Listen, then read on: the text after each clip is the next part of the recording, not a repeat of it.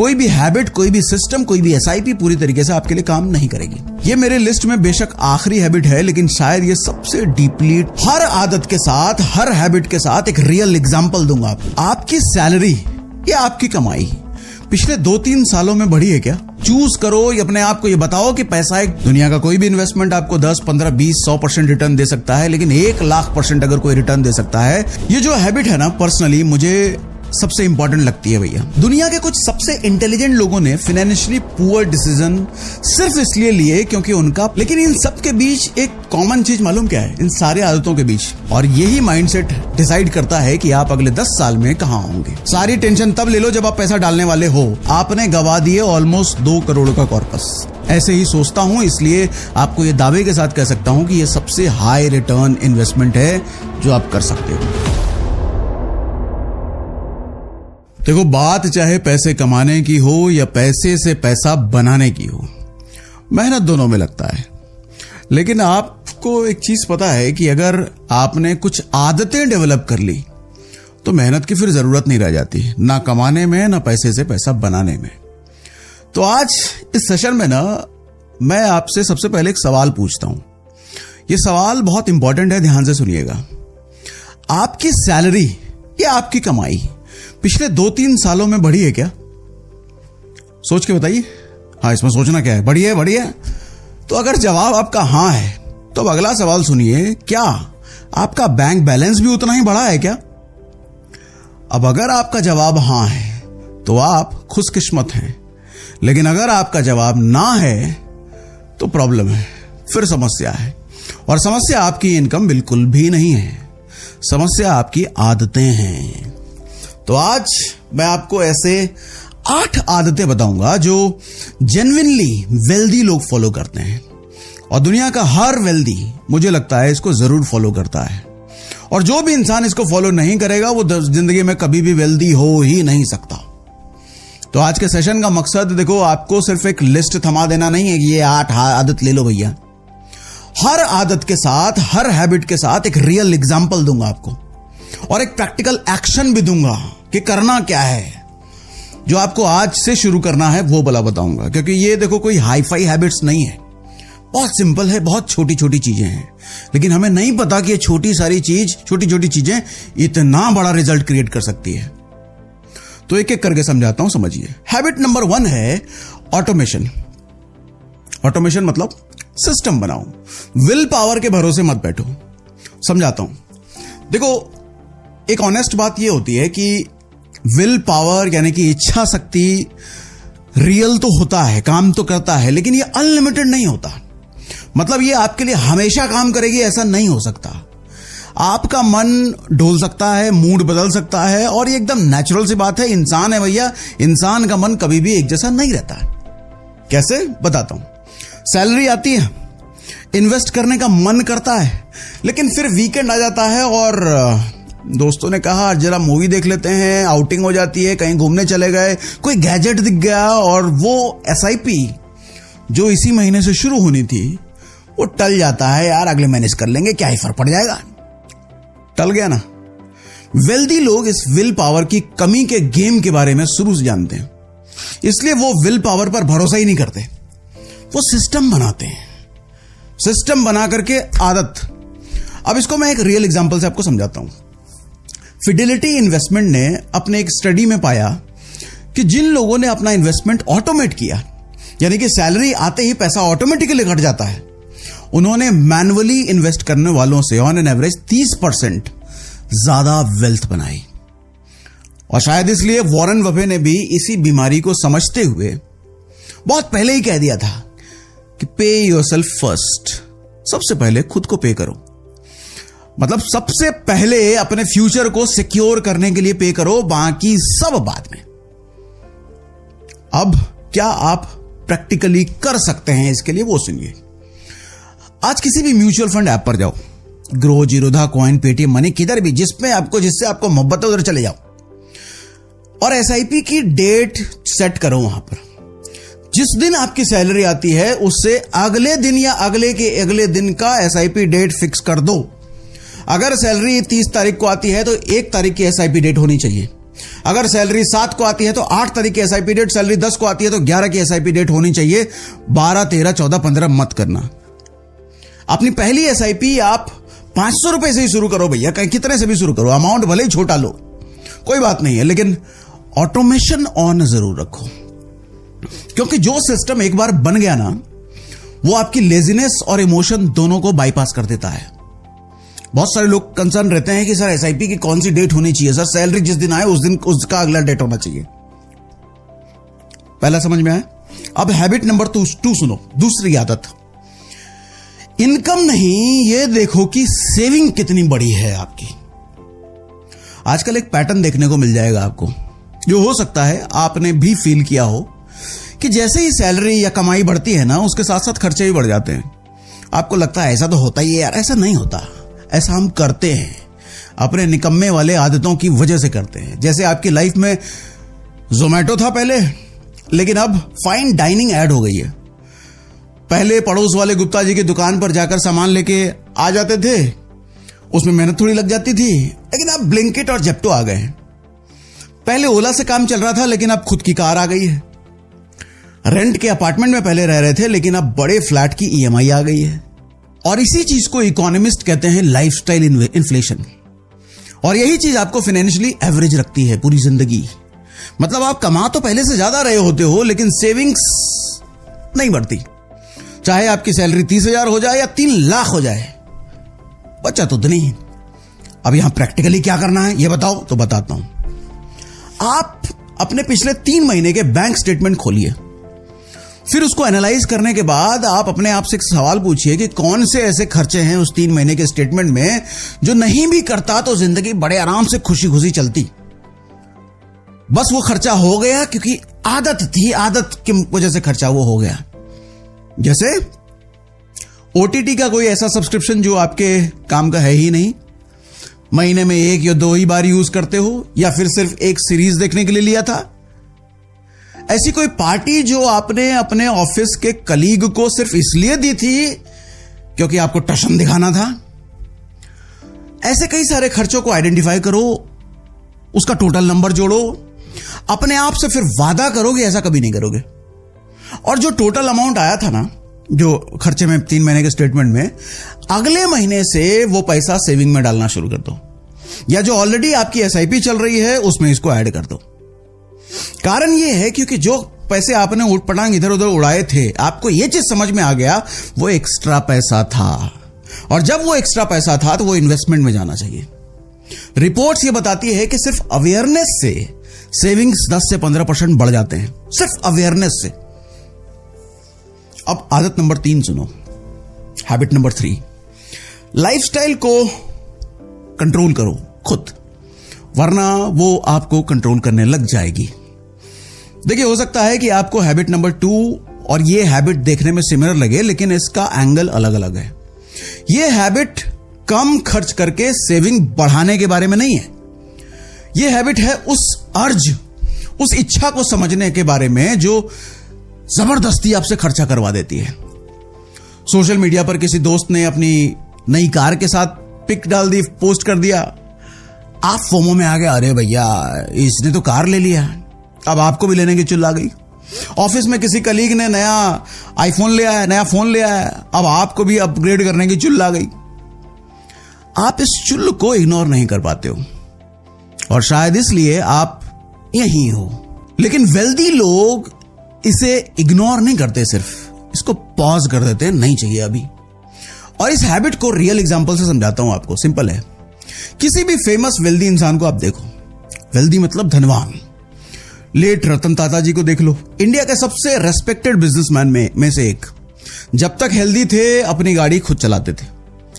मुकेश अंबानी को देख लो, इंडिया के सबसे अमीर इंसान होने के बावजूद आईपीएल में खुद का टीम का मैच देखने के लिए गए तो एक फोटो वायरल हुई उनकी वड़ा पाव खाते हुए। स्टेडियम में बैठे हैं लेकिन बिल्कुल नॉर्मल इंसान की तरह वड़ा पाव खा रहे हैं।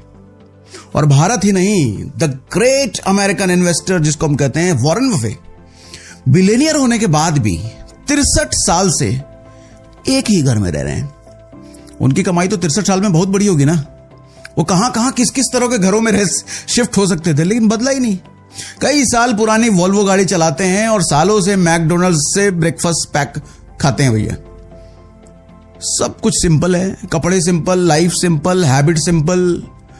और ये कोइंसिडेंस नहीं है, ये इन लोगों का एक सीरियस कॉन्शियस चॉइस है, मतलब चुना गया चॉइस है ये। अब इसमें हम क्या करें प्रैक्टिकली ये बताओ। हाँ तो सुनो, आप एक रूल बनाओ, 72 आवर रूल। जब भी कोई बड़ी खरीदारी का मन करे, कुछ बड़ा खरीदने का मन करे, तो 3 दिन रुक जाओ बस। अपने आप को बोलो बस 3 दिन रुक जाते हैं, 3 दिन बाद भी अगर खरीदने का मन करे तो ले लेना। तुरंत ना खरीद के आप अपने दिमाग और अपने आप को समय दे रहे हो ये सोचने के लिए कि जो परचेज करने आप जा रहे हो क्या वो सच में वर्थ इट है, जरूरी है आपके लिए। ये जब आप करोगे ना तो आपको मोस्ट ऑफ द टाइम आपकी अर्ज, मतलब अंदर से जो चिल्लाती है, खुद ही कम हो जाएगी, अपने आप खत्म हो जाएगा वो। लेकिन आप अगर 72 घंटे बाद भी अगर आपको लग रहा है कि खरीदना ही है तो फिर उस पर जरूर सोचो, क्योंकि 72 घंटे तक अगर कोई अर्ज आपके अंदर है तो हो सकता है वो आपकी जरूरत है, वो चिल्ल नहीं है। और ये छोटी सी हैबिट ना आपको इंपल्सिव स्पेंडिंग से बचा लेगी, बार बार बचा लेगी। अब चौथे वाले आदत पे आते हैं, हैबिट नंबर 4 सुनिए। स्कैर्सिटी माइंडसेट छोड़ो, अबंडेंस देखना शुरू करो। मुझे लगता है कि शायद ये सबसे इंपॉर्टेंट हैबिट है, क्योंकि इस पर सबसे कम बात की जाती है। क्या होता है समझाता हूं। देखो, स्कैर्सिटी माइंडसेट कहता है कि पैसा लिमिटेड है, अपॉर्चुनिटीज लिमिटेड हैं, रिस्क मत लो। अबंडेंस माइंडसेट कहता है कि स्किल से इनकम बढ़ती है, अपॉर्चुनिटीज हमेशा ही एग्जिस्ट करती है, लर्न करो, ट्राई करो। और यही माइंडसेट डिसाइड करता है कि आप अगले 10 साल में कहां होंगे। इसको रियल एग्जांपल समझाता हूं। जब इलॉन मस्क का पेपैल बिका था ना, तो इलॉन मस्क को पूरे $180 मिलियन मिले थे। कितने? $180 मिलियन। इलॉन ने क्या किया? रिटायरमेंट के बारे में सोचा। लाइफ सेट हो गया भैया, 100 मिलियन में 180 मिलियन आ गया, ये नहीं सोचा उन्होंने। यहां से जो पैसा मिला उसको उन्होंने एक नहीं बल्कि 3 अलग अलग कंपनीज में इन्वेस्ट किया। स्पेसएक्स में किया, टेस्ला में किया, सोलर सिटी में किया, और सब एक साथ किया। हो सकता है उनके पास के लोग, उनके आसपास के दोस्त यार, करीबी दोस्त ने कहा होगा, अरे तुम सब खोदोगे, सब बेकार हो जाएगा, पैसा डूब जाएगा, पैसा मिला है उसको एफडी कर दो यार। लेकिन इलॉन मस्क ने सोचा कि अगर रिस्क नहीं लिया तो ये हमेशा बस सोचता ही रह जाऊंगा। और आज नतीजा क्या है? इलॉन मस्क दुनिया के सबसे अमीर इंसान है, $800 बिलियन उनकी वेल्थ है। सोचिए 180 मिलियन लेकर के हैप्पी अगर हो जाते, खुश हो जाते, तो कभी भी इस मुकाम पर पहुंच पाते क्या? इसी को अबंडेंस थिंकिंग कहते हैं। तो आप क्या कर सकते हो इसमें? अपने पास ये हैबिट डेवलप करने के लिए आप क्या करोगे समझो। अगर आप जॉब में हो, एक साइड स्किल बिल्ड करना शुरू करो। कुछ भी, कोई भी साइड स्किल, कंटेंट क्रिएशन हो, फ्रीलांसिंग हो, कोई कोर्स हो, खुद पर इन्वेस्ट करना शुरू करो। हर महीने इनकम का 5-10% खुद पर करो। किताबें खरीदो, कोर्सेस खरीदो, मेंटर्स बनाओ, नेटवर्किंग करो, किसी में भी करो भैया, जिससे आप खुद को बेहतर बना पाओ, वहां पर इन्वेस्टमेंट जरूर करो। क्योंकि ये मैं खुद भी करता हूं, ऐसे ही सोचता हूं, इसलिए आपको ये दावे के साथ कह सकता हूं कि ये सबसे हाई रिटर्न इन्वेस्टमेंट है जो आप कर सकते हो। दुनिया का कोई भी इन्वेस्टमेंट आपको 10, 15, 20, 100% रिटर्न दे सकता है, लेकिन 1,00,000% अगर कोई रिटर्न दे सकता है, वो सिर्फ एक आदत, खुद पे किया हुआ इन्वेस्टमेंट। अब हैबिट नंबर 5 सुनिए। 5 साल, 10 साल या 20 साल लॉन्ग टर्म फ्रेम में सोचना शुरू करो। एक मजदूर होता है जो हर रोज का सोचता है आज शाम का क्या होगा। एक सैलरी वाला इंसान, एक मिडिल क्लास इंसान सोचता है कि भैया 30 दिन के बाद क्या होगा।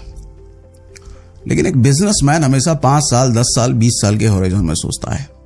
बड़ा आदमी हमेशा दूर का ही सोचता है। सुने होगे ना। एक ईमानदार सवाल पूछता हूं आपसे, एकदम ऑनेस्ट वाला। अपने फ्यूचर के लिए इन्वेस्ट कर रहे हो आप? अगर कर रहे हो तो पिछले 6 महीनों में पोर्टफोलियो कितनी बार चेक किया आपने? और 10 साल बाद ये पोर्टफोलियो कहां होगा, ये कितनी बार सोचा आपने? अगर हर हफ्ते पोर्टफोलियो देख रहे हो और मार्केट गिरने पर डर रहे हो, तो आप शॉर्ट टर्म में फंसे हो, मजदूरी वाली सोच में फंसे हो, रोज ईंटा ढोने वाली सोच में आप फंसे हो भैया। इन्वेस्टमेंट में आपकी सोच, आपका विजन हमेशा लॉन्ग टर्म होना चाहिए। समझाता हूं एग्जांपल से। 2000 में जब स्टॉक मार्केट क्रैश हुआ था तो अमेजॉन का स्टॉक 90% से ज्यादा गिर गया था। तब बहुत लोगों ने घबरा कर इसको बेच दिया, लेकिन उस वक्त क्योंकि वो लोग लॉन्ग टर्म की सोच रहे थे और उन्होंने होल्ड कर लिया, कुछ लोग उस समय अगर किसी $1000 के शेयर खरीदे होते किसी ने, तो उसकी वैल्यू आज करीब 6 से 7 लाख डॉलर, मतलब 7 करोड़ रुपए हो चुकी होती। और इसी को कंपाउंडिंग कहते हैं। लेकिन यह सिर्फ तब होता है जब आप पेशेंस रखते हो, जब आप लॉन्ग टर्म सोचते हो, जब आप 5 साल 10 साल 20 साल का सोचते हो, रोज अपना पोर्टफोलियो खोल के नहीं देखते। तो प्रैक्टिकली यहां पे आपको क्या करना है, अब ये सुनो, सिंपल रूल है। जो पैसा लॉन्ग टर्म के लिए इन्वेस्ट किया है उसे कम से कम 5 साल तक टच नहीं करना, देखना नहीं है। पोर्टफोलियो हर रोज, हर हफ्ते या हर महीने नहीं देखना है। क्वार्टरली देखो, जनवरी में देख लिया तब सीधा अप्रैल में देखना है बीच में नहीं, खोलना ही नहीं है। और जब भी मार्केट गिरे पैनिक नहीं होना है, टेंशन में नहीं आना आप तो मेरा पैसे का क्या होगा। टेंशन अगर होना था तो तब होना था जब आप पैसा इन्वेस्ट करने वाले थे। सारी टेंशन तब ले लो जब आप पैसा डालने वाले हो। पैसा डाल देने के बाद टेंशन का रोल नहीं है, खत्म। फिर आप टेंशन फ्री होकर बैठो। अपना इन्वेस्टमेंट गोल लिख करके रखो भैया, ताकि आप जब पैनिक फील हो तो लिखा हुआ गोल आपके सामने हो। गोल याद रहेगा तो पैनिक अपने आप कम हो जाएगा। अब आदत नंबर 6 सुनिए, हैबिट नंबर 6। 25 से 35 के बीच साल के, नहीं 25 से 35 के जो बीच साल के लोग हैं, मतलब 25 से 35 के बीच के जो लोग हैं, वो गोल्डन ईयर में जी रहे हैं। क्यों? ये जो हैबिट है ना, पर्सनली मुझे सबसे इंपॉर्टेंट लगती है भैया, ये गोल्डन ईयर्स वाली। क्यों? जब आप 25 से 35 के बीच में होते हो तो आपके पेरेंट्स अभी हेल्दी होते हैं, अभी जिम्मेदारियां कम होती है और रिस्क लेने की ताकत, क्षमता, कैपेसिटी ज्यादा होती है। और आपकी सोच कंपाउंडिंग से वेल्थ बनाने की है, तो इस समय कंपाउंडिंग के लिए आपके पास सबसे ज्यादा साल बाकी होते हैं। और ये विंडो सबकी लाइफ में सिर्फ एक बार आती है। इसको मैं प्योर मैथ और कैलकुलेशन से समझाता हूं, आपको ध्यान से समझिएगा, आपको समझने में आसानी होगी। मान लीजिए कि आप 60 साल की उम्र तक रिटायर होने का सोच रहे हो, और जब तक आप नौकरी कर रहे हो तब तक इन्वेस्टमेंट करोगे, जो एक नॉर्मल सा तरीका होता भी है। अब इसका मैथ समझो आप। अगर आपने 5,000 रुपए मंथली इन्वेस्ट करते हो आप, और 25 साल की उम्र से आपने शुरू कर दिया है, तो आपको 12% रिटर्न मिल रहा है, यह भी मान लो, तो 35 साल बाद आपका कॉर्पस हो जाएगा लगभग 3.25 करोड़ के आसपास। तो 60 साल की उम्र में आपके पास 21 लाख का जो इन्वेस्टमेंट आपने किया था वो बन चुका होगा कितना? 3.25 करोड़।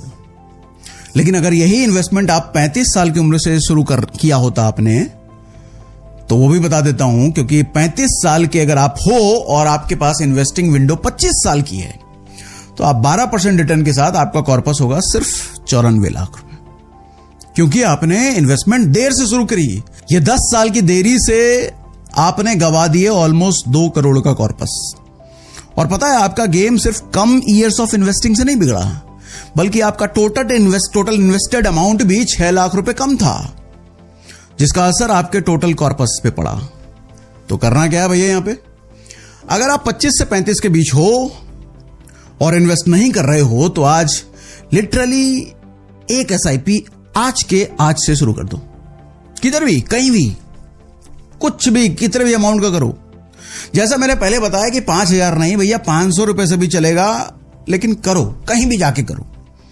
हैबिट बनाना इंपॉर्टेंट है, अमाउंट तो बाद में बढ़ भी जाएगा, बढ़ा लेंगे, लेकिन आज करना, कहीं से भी करना। हैबिट नंबर अब 7 पे आता हूं। रिएक्ट मत करो, रिस्पॉन्ड करो। ये तो बहुत पुरानी है, बहुत सुना है ये। आज नए तरीके से समझाता हूं पैसे के टर्म्स में। देखिए, ये हैबिट बहुत अच्छी है, और इस हैबिट के बारे में मैंने पढ़ा था, एक किताब, ऑथर हैं डैनियल कैमेन की बुक है उनकी, थिंकिंग फास्ट एंड स्लो से। इसमें उन्होंने 2 सिस्टम, मतलब 2 वे ऑफ थिंकिंग बताया है। यानी कि आपके सोचने का प्रोसेस क्या है उसके बारे में बात करते हैं ये, जिसमें ये सिस्टम बताते हैं। सिस्टम 1 थिंकिंग क्या कहता है कि तेज इमोशनल ऑटोमेटिक, मतलब स्टॉक गिरा पैनिक में बेच दो, हॉट टिप मिल गई कहीं से बिना सोचे इन्वेस्ट कर दो। अब सिस्टम 2 थिंकिंग क्या कहती है, स्लो एनालिटिकल डिलिबरेट, यानी कि पहले डेटा देखो, लॉजिक अप्लाई करो, तब जाके डिसीजन लो। आप कौन सा सिस्टम अप्लाई करते हो? यही सबसे ज्यादा फर्क डालता है। यही सबसे ज्यादा फर्क डालता है कि फाइनेंशियली आप कितने सक्सेसफुल हैं और कितने होगे भैया, लॉन्ग टर्म में आप कितनी वेल्थ बना पाओगे। इसको आप रियल एग्जांपल से समझिए, समझाता हूं। हर चीज का एग्जांपल है भैया हमारे पास, पूरा एग्जांपल लेकर के बैठता हूं। जब भी मैं आपसे बात करता हूं पूरी तैयारी के साथ बैठता हूं, इसे फालतू में नहीं बैठ जाता मैं, क्योंकि आपका समय कीमती है ना, तो आपके समय की वैल्यू के लिए एक एक एग्जांपल। 2020 में कोविड क्रैश आया था, निफ्टी 40% से ज्यादा गिर गया था। अब सिस्टम 1 थिंकर ने क्या सोचा होगा, सब बेच दिया होगा। लेकिन सिस्टम 2 थिंकर ने क्या एनालाइज किया होगा, समझा होगा कि इकोनॉमी फंडामेंटली बर्बाद नहीं हुई है और ये पाया होगा कि एक टेम्पररी शॉक है ये। फिर उन्होंने क्या किया होगा, उन्होंने और खरीदा होगा और अगले 18 महीनों में निफ्टी ने ऑल टाइम हाई टच कर लिया। जिसने बेचा उसको डबल ट्रिपल नुकसान और जितने खरीदा उसको डबल ट्रिपल का फायदा। तो प्रैक्टिकली आप क्या कर सकते हो इसमें, जब भी कोई फाइनेंशियल डिसीजन लेना हो, एक कागज पर लिख लो कि मैं ये डिसीजन क्यों ले रहा हूं। अगर जवाब डर से या एक्साइटमेंट से है तो रुक जाइए, और अगर जवाब डेटा और लॉजिक के बेस पे है तो आगे बढ़ जाइए। देखो, जब आप कोई फैसला लेने से पहले ये लिखते हो ना, तो अक्सर ऑटोमेटिकली आपका दिमाग सिस्टम 2 को ही फॉलो करेगा। आप करके देख लेना, यानी एनालाइज मोड में चला जाएगा। समझ में? अब हैबिट नंबर 8 बताता हूं। पैसे से अपना रिलेशनशिप फिक्स कीजिए भैया। ये मेरे लिस्ट में बेशक आखिरी हैबिट है, लेकिन शायद ये सबसे डीपली ट्रांसफॉर्मेटिव है। मतलब आपको पूरी तरीके से बदलने का दम रखता है ये आदत। हम में से बहुत सारे लोगों ने बचपन से एक अनकॉन्शियस बिलीफ बना लिया है, पैसे वाले लोग हमेशा सेल्फिश होते हैं। नहीं सुने होगा ना, हमारी फैमिली में कभी पैसा रहा ही नहीं। अरे भैया शेयर मार्केट, पागल हो क्या, सट्टे वाला काम है ये तो यार, इन्वेस्ट करोगे तो डूब जाओगे, लॉस हो जाएगा, सब जुआ है। ऐसी बातें करने वाले बहुत सारे लोग सुने होंगे आपने। देखो, ये सब मनी बिलीफ्स हैं, और जब तक ये बिलीफ्स, मतलब ये विश्वास, ये सोच नहीं बदलेगा, कोई भी हैबिट, कोई भी सिस्टम, कोई भी एसआईपी पूरी तरीके से आपके लिए काम नहीं करेगी। मॉर्गन हाउसेल अपनी किताब में, उनकी किताब है द साइकोलॉजी ऑफ मनी, उसमें वो लिखते हैं कि पैसे की असली दिक्कत मैथ नहीं है, साइकोलॉजी है। मैथ का मतलब इतने साल में इतने कैगर, वो वाला कैगर ज्यादा, ना ना ना ना, साइकोलॉजी की वजह से फंसते हैं या साइकोलॉजी की वजह से कमाते हैं लोग। दुनिया के कुछ सबसे इंटेलिजेंट लोगों ने फाइनेंशियली पुअर डिसीजन सिर्फ इसलिए लिए क्योंकि उनका पैसे से रिलेशनशिप टॉक्सिक था, और बहुत एवरेज इंटेलिजेंस वाले लोगों ने एक्स्ट्रा ऑर्डिनरी वेल्थ सिर्फ इसलिए बना लिया क्योंकि उनकी मनी साइकोलॉजी बहुत हेल्दी थी, पैसों से उनके संबंध बहुत अच्छे थे। देखो, प्रैक्टिकली यहां पे आप क्या कर सकते हो, एक ब्लैंक पेपर लो और उस पर नोट करो पैसे को लेकर आपकी सबसे पुरानी समझ क्या है, आपका बिलीफ क्या है। फिर लिखिए कि यह बिलीफ आया कहां से है। मोस्ट ऑफ द टाइम्स आप ये पाओगे कि आपकी सोच और ये बिलीफ आपके पेरेंट्स, आपके मोहल्ले, आपकी सोसाइटी से आए हैं। उन्होंने वेल्थ को जैसा देखा, उन्होंने ठीक वैसे ही आपको पास ऑन किया है। इसके अलावा यह भी हो सकता है कि यह सोच आपके आसपास के लोगों ने दिया हो, या फिर किसी पुराने एक्सपीरियंस से आपको मिला हो। जो भी हो रीजन, उसको एक्नॉलेज करिए कि ऐसा हुआ है मेरे साथ, तो चलो ठीक है, कोई बात नहीं। फिर एक नई सोच को कॉन्शियसली चूज कीजिए, मतलब जानबूझकर अवेयरनेस के साथ चूज करो। ये अपने आप को ये बताओ कि पैसा एक टूल है, ना अच्छा है ना बुरा है, और ये टूल आपके हाथ में और आपके कंट्रोल में है पूरी तरीके से। जब तक ये इस तरीके से अपने माइंड को आपको कमांड देना नहीं आएगा। आप यही सोचते रहोगे कि भैया पैसा बहुत खराब चीज है, रिश्ते खराब होते हैं इससे, पैसा बहुत बुरी चीज है, और पैसा कभी नहीं आ सकता आपके। आप जिस चीज को बुरा कहोगे कभी भी वो आपके पास आएगा। आप किसी आदमी के बारे में हमेशा बुरा सोचते रहो, वो आदमी कभी भी आपका अच्छा दोस्त नहीं बन पाएगा। कभी भी प्रैक्टिस कर लो आप, जिस आदमी के बारे में आप हमेशा बुरा सोचते हो कभी भी वो अच्छा दोस्त नहीं होगा आपका। ऐसे ही पैसे के साथ है, आप अगर पैसे का बुरा बुरा बुरा बुरा बोलते रहोगे कभी